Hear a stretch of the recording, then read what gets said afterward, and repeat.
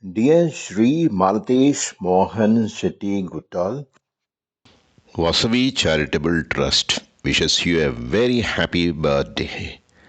Many happy returns of the day.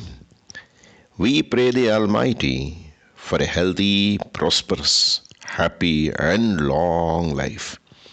May Vasavi Mata shower her choicest blessings on you and on all your family members.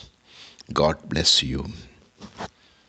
शतमानं भवति शतायुः पुरुषः शतेन्द्रिय आयुष्येवेन्द्रिये प्रतितिष्ठति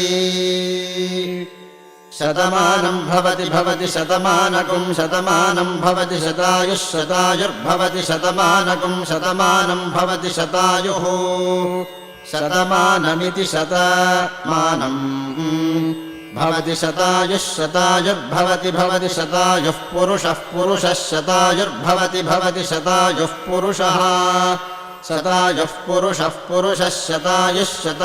पुरुषः शतेन्द्रियः पुरुषः